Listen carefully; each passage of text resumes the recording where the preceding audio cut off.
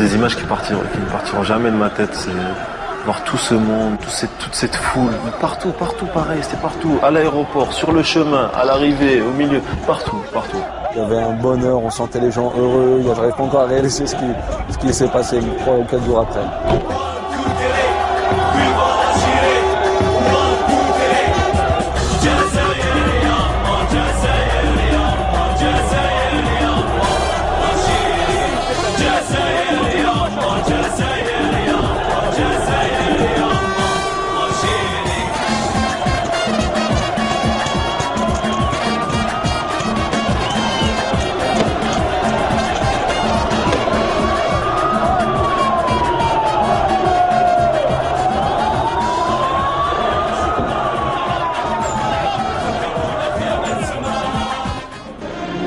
Trois heures de liesse, 3 heures pour effectuer les 15 km entre l'aéroport et le centre-ville. Ah, Guillaume! Est-ce que tu l'as déjà vu dans un autre pays? T'as déjà vu ça dans un autre pays? Hein? On est juste qualifié. Juste qualifié. Hein? T'as filmé au moins depuis qu'on arrive ici? Incroyable. C'est incroyable. J'ai jamais vu ça de ma vie et je pensais pas que ça existait. Bon, ça existe en Algérie.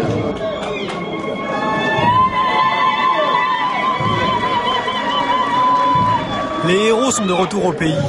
24 heures après l'exploit, l'honneur suprême.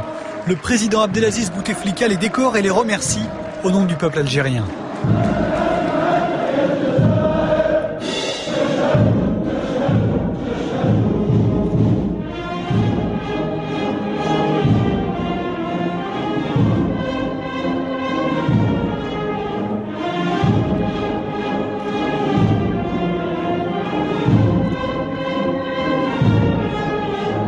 On sait qu'on a fait quelque chose de beau, on sait qu'on a fait quelque chose d'énorme en ramenant la qualification pour la Coupe du Monde.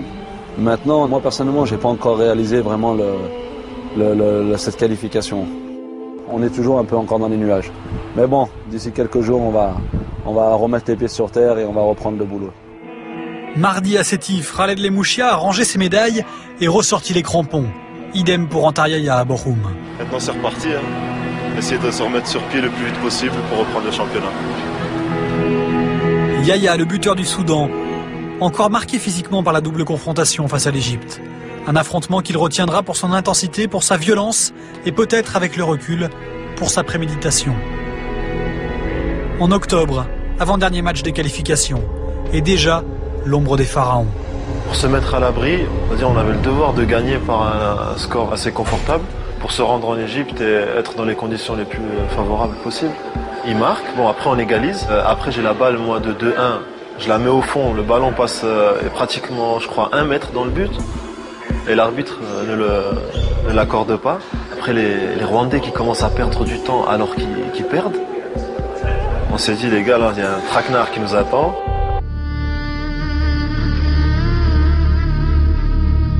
Le Caire à 48 heures du match, les Algériens débarquent avec un mot en bouche.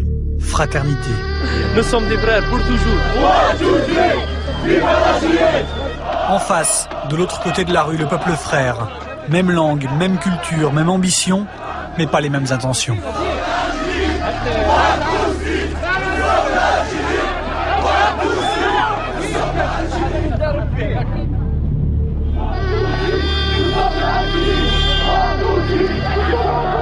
On est sorti rapidement de l'aéroport, donc nous on pensait que le plus dur était passé, mais en fait on s'était trompé.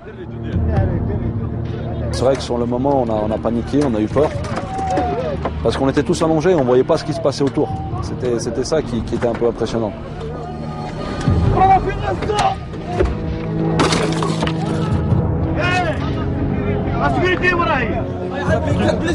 Qu'est-ce qui s'est passé, Majid? Qu'est-ce qui s'est passé?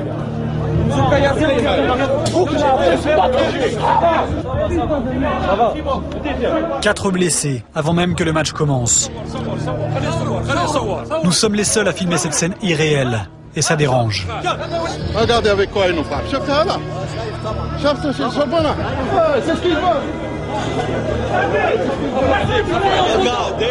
Regarde. Imagine un joueur, il prend ça dans la tête. Imagine. C'est ça le football. C'est ça le football.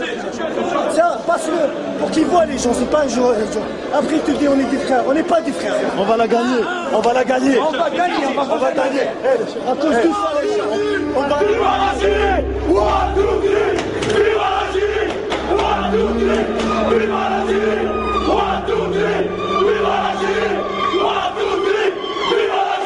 Quand il y a eu l'agression, on s'est dit mais ils sont prêts à quoi pour se qualifier? C'est là où ils ont réussi à nous sortir pendant un moment du match, quoi. Parce que quoi qu'on dise, tout le monde a été effrayé, des joueurs blessés, c'est devenu le sujet de discussion. Ouais, j'avais 3 points, 3 points derrière, et là ça va maintenant, c'est en train de cicatriser, j'espère, le plus rapidement possible. Tu veux pouvoir jouer ou pas? Bien sûr.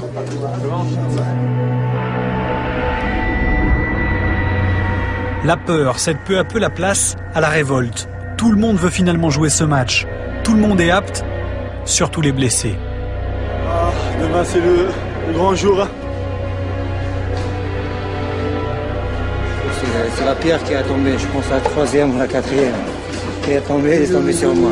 Déjà heureusement sur ma main que mon visage. C'est les dents, ça va aller, Inch'Allah. On sent cette pression qui monte, cette tension. Et surtout quand on voit 2 gros camions blindés à droite, 2 à gauche, devant, derrière. On se dit on va pas au match, on va, comme l'avait dit Rafik, on se croirait en Afghanistan, on se croirait pas dans un match de foot. Comme par hasard, aujourd'hui il y a la sécurité. Hier il n'y avait personne, aujourd'hui il y a les chars, il y a tout. Je suis en Afghanistan. Voilà, c'est pas un match de foot. L'armée c'est un char, c'est l'armée, c'est même pas la police. Retour tranquille à l'hôtel. Et plus tard, très tard, nouvelle surprise. Il est bientôt 2h du matin et puis ça continue. Hein. Il continue, il tente de stabiliser par tous les moyens. C'est pas très beau, c'est pas très sport, mais bon. La vérité, elle se passera demain. C'est clair. Bonne nuit. On va aller se coucher. Ils ont arrêté de klaxonner. Moins de 24 heures avant la rencontre. Le match est loin, la paranoïa guette. Sûrement, moi, l'Égyptien, il a dû prendre ma carte, il a des manières. Ici devant la porte. Ouais. J'étais mauvaise langue, pardon. À partir du moment où il y a eu cette attaque, c'est bon. Qu'on leur pardonne, que la FIFA, sur le coup, après, elle n'ait pas pris de décision tout de suite. Leur coup, il était réussi, de terroriser les gens. C'était réussi déjà. Donc on va au match dans cette atmosphère-là. On est plus fort qu'eux, et c'est pour ça qu'ils ont commencé à nous créer des histoires. On savait qu'ils allaient nous faire tous les moyens pour nous déstabiliser. Vous êtes l'exemple, c'est l'Algérie qui joue. Et on doit donner un très bon exemple dans le comportement. Tout le monde.